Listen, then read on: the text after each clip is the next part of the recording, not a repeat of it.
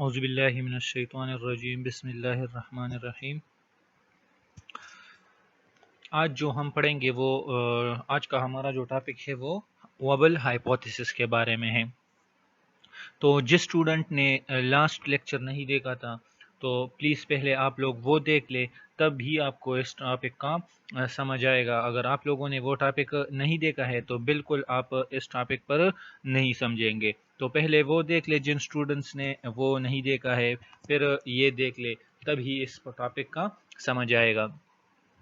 अब इस टॉपिक में हम आज वबल हाइपोथेसिस पढ़ेंगे। तो वबल हाइपोथेसिस क्या है, ये किस तरह प्रपोज हुआ ये हाइपोथेसिस, और इसका जो डिटेल है वो हम इस लेक्चर के बारे में पढ़ेंगे। वबल हाइपोथेसिस अब क्या है, तो पहले तो क्या है कि हमारे पास there are more than one codon for one amino acid. Normally जो है हमारे पास एक अमीनो एसिड के लिए एक से ज़्यादा कोडान होते हैं, जो कि हमने जेनेटिक कोड वाले लेक्चर में डिटेल से एक्सप्लेन किया था कि मतलब नॉर्मली अगर हम देख ले तो एक अमीनो एसिड के लिए एक से ज़्यादा कोडान्स है। तो इस प्रॉपर्टी को हमने क्या कहा था जेनेटिक कोड में, this is called degeneracy of genetic code. इसको हमने डीजेनरेसी कहा था, और डीजेनरेसी का इंपॉर्टेंस भी हमने देखा था कि it minimises the effect of mutation. अब क्या है कि ये डीजेनरेसी किस तरह होता है, मतलब कोडान्स 61 है, सेंस कोडान, और हमारे पास अमीनो एसिड जो है एक अमीनो एसिड के लिए एक से ज़्यादा कोडान है। तो इसकी एक्सप्लेनेशन में ये वबल हाइपोथेसिस पेश हुआ था, proposed हुआ था। To explain the possible cause of degeneracy of a codon, in 1961, Francis Crick proposed the Wobble hypothesis। तो डीजेनरेसी का एक पॉसिबल काज के मतलब इसका ये रीजन हो सकता है, पॉसिबिलिटी के तौर पर इसने डीजेनरेसी को जब एक्सप्लेन किया फ्रांसिस क्रिक ने, तो इसने इसकी एक्सप्लेनेशन में क्या दिया, वबल हाइपोथेसिस। 1966 में वबल हाइपोथेसिस को प्रोपोज्ड पेश किया। अब ये वबल हाइपोथेसिस क्या है, तो अब इसका ये डिफिनीशन देख ले आप। According to this hypothesis, only first two bases of the codon have a precise pairing with the base of the anticodon of transfer RNA, while the pairing between the third base of the codon and anticodon में wobble। Normally बिल्कुल simple wording में आप लोग ये याद रख ले कि वाटसन और क्रिक ने जो बेस पेयरिंग का बताया था, तो उसको हम नॉर्मली क्या कहते हैं, Watson and Crick base pairing. तो उसमें क्या था कि एडेनिन हमेशा किसके साथ बाइंड करेगा, एडेनिन हमेशा थायमिन के साथ बाइंड करेगा, लेकिन आरएनए में थायमिन नहीं होता तो उसमें फिर यूरासिल होगा, और गवानीन हमेशा साइटोसिन से बाइंड करेगा। तो ये सिंपली याद रख ले कि जो base pairing Watson and Crick base pairing को फॉलो नहीं करता, तो उस सारे बेस पेयरिंग को हम वबल बेस पेयरिंग कहेंगे। तो अब यहां देख ले डिफिनीशन को। According to this hypothesis, only first two bases of the codon, ये इंतहाई इम्पॉर्टेंट कंसेप्ट है और ये आप लोगों ने ज़रूर इस पर कंसंट्रेट करना है। ये याद रख ले, ये बात किसकी हो रही है, कोडान की। तो मतलब कोडान की रीडिंग हम 5 एंड से 3 प्राइम एंड तक करेंगे।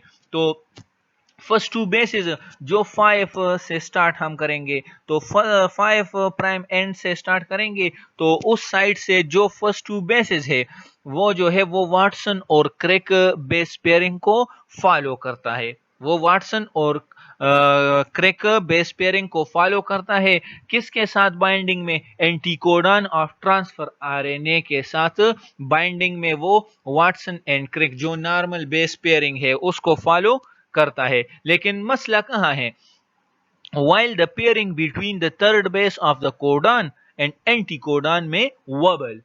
वबल मीन के इसकी मूवमेंट होती है कि फॉर एग्जांपल वो ये थर्ड बेस जो है कोडान का जो थर्ड बेस है, कोडान का थर्ड बेस होगा और एंटी कोडान का कौन सा बेस होगा।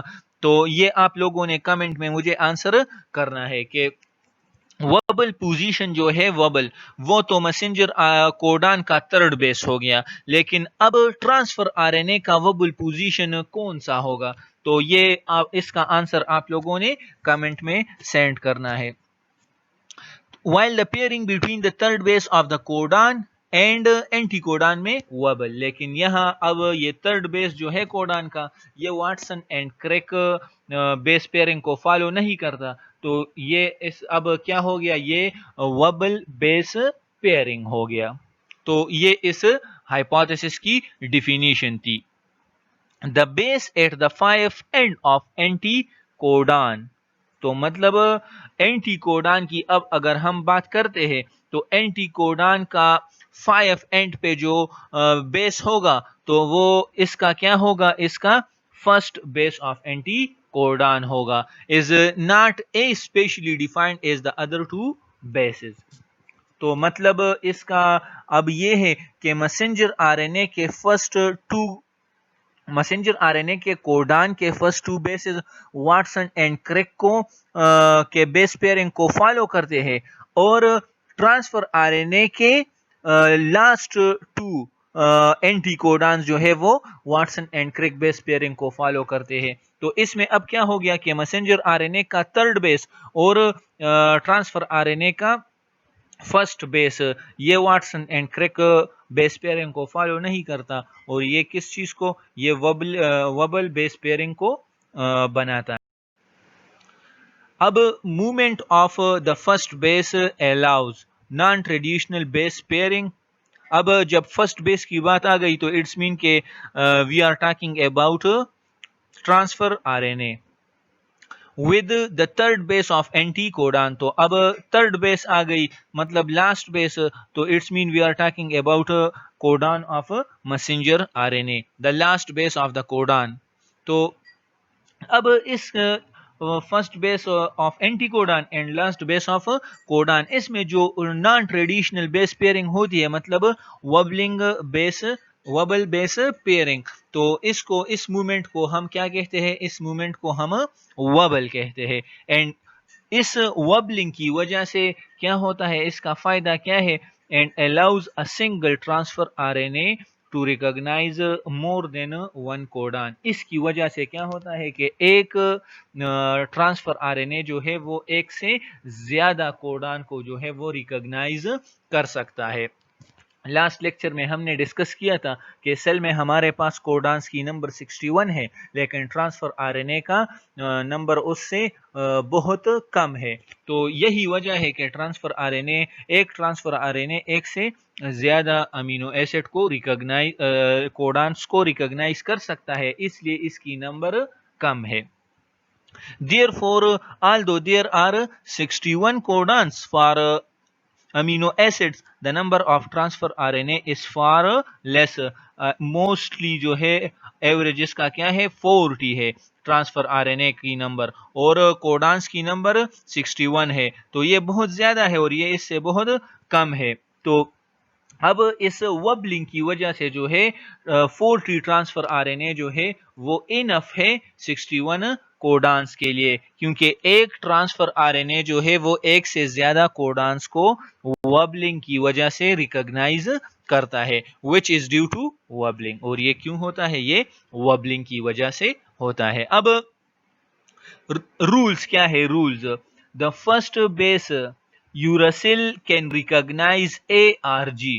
अगर एंटीकोडान के फर्स्ट बेस क्या होगा, यूरासिल होगा, तो मैसेंजर आरएनए पर अगर ए प्रेजेंट हो, ये तो नॉर्मल बेस पेयरिंग हुआ, यूरासिल एडेनिन के साथ बाइंड हो गया तो ये वाटसन क्रिक बेस पेयरिंग हो गया। लेकिन इसके अलावा ये यूरासिल जो है ये गवानीन के साथ भी बाइंड कर सकता है, तो अब ये वाटसन क्रिक पेयरिंग नहीं है, ये अब वबलिंग या वबल बेस पेयरिंग है। इस तरह अगर फर्स्ट बेस एंटीकोडान का गवानीन है तो इस तरह ये यूरासिल और साइटोसिन को भी यूरासिल को भी रिकॉग्नाइज कर सकता है और साइटोसिन को भी। इस तरह and first base I,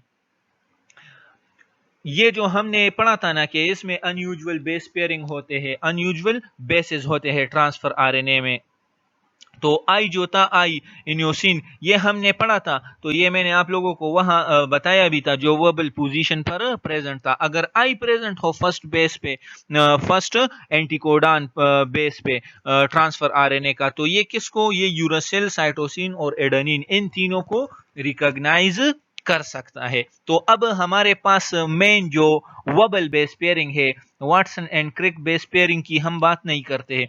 वबल base pairing जो है उसकी 4 पॉसिबिलिटी है। 4 main wobble base pairs are guanine, uracil. Guanine normally किसके साथ बाइंड होगा, साइटोसिन के साथ, लेकिन यहां इसकी बाइंडिंग गवानीन यूरासिल के साथ हो गई, तो ये वबल बेस पेयरिंग है। इसके अलावा हाइपोजेंटिन, हाइपोजेंटिन यहां आप लोग आप सोचेंगे कि ये नेम कहां से आ गया, तो आई इनोसिन जो है इसको हम, दूसरा नाम जो है इसको हम हाइपोजेंटिन भी कहते हैं। तो यहां आप लोग देख ले, यहां आई से डिनोट किया है।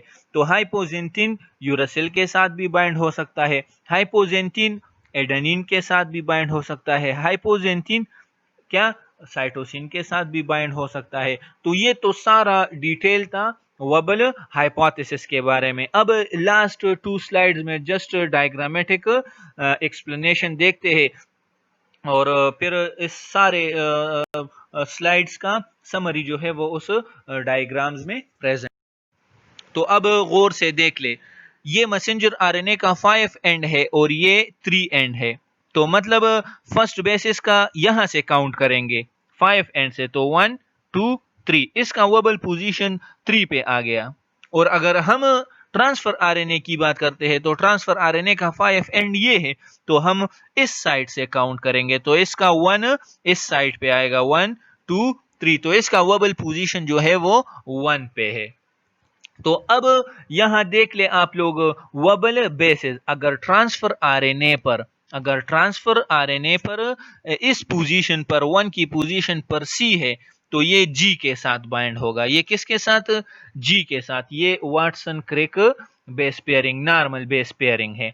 अब अगर इस पोजीशन पर एडेनिन है ट्रांसफर आरएनए में, तो यहां इसके साथ फिर कौन बाइंड होगा, एडेनिन के साथ यूरासिल, ये भी Watson Crick normal base pairing है। अब बात आ गई गवानिन की। अगर फर्स्ट एंटीकोडान गवानिन है, तो ये फिर मैसेंजर आरएनए पे साइटोसिन के साथ भी बाइंड हो सकता है, जो कि normal Watson Crick base pairing है। लेकिन इसके अलावा ये यूरासिल के साथ भी बाइंड हो सकता है, जो कि वबल बेस पेयरिंग है, और ये normal Watson Crick base pairing नहीं है। इस तरह अगर फर्स्ट बेस पे यूरासिल आ गया, तो ये एडेनिन गवानिन दोनों के साथ बाइंड हो सकता है। इसके अलावा अगर हाइपोजेंटिन आ गया, तो ये भी साइटोसिन, एडेनिन, यूरासिल सारों के साथ बाइंड हो सकता है।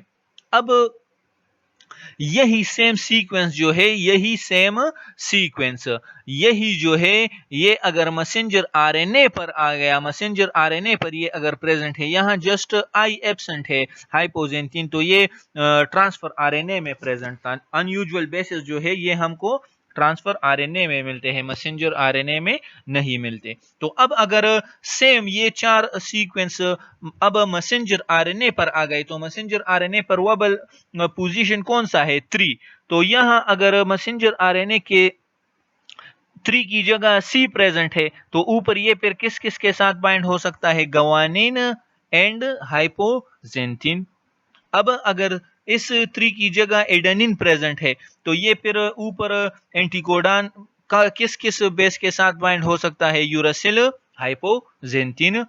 अब अगर 3 पोजीशन पर मैसेंजर कोडान का क्या प्रेजेंट है, गवानिन, तो ये एंटीकोडान में किन बेसिस के साथ बाइंड हो सकता है, साइटोसिन, यूरासिल। इस तरह अगर यू प्रेजेंट है मैसेंजर आरएनए के कोडान पे, तो फिर वबल पोजीशन पे, तो फिर वो एंटीकोडान पे कौन कौन से बेसिस के साथ बाइंड हो सकता है, एडेनिन, गवानिन और हाइपोजेंटिन। तो ये था उस सारे प्रीवियस स्लाइड का समरी इस स्लाइड में एक्सप्लेन किया हमने। अब लास्ट उसमें आप लोग देख ले, एक अमीनो एसिड है और वो जो है यहाँ आप लोग देख ले, ये 5 एंड है, ये 3 एंड है, इसने अमीनो एसिड को उठा के लाया है। तो ये आप लोग मुझे आंसर करेंगे कि जिस ट्रांसफर आरएनए के साथ अमीनो एसिड बाइंड होता है उसको हम कौन सा ट्रांसफर, उसको हम क्या नाम देते हैं उस ट्रांसफर आरएनए को। तो इसका आंसर आप लोगों ने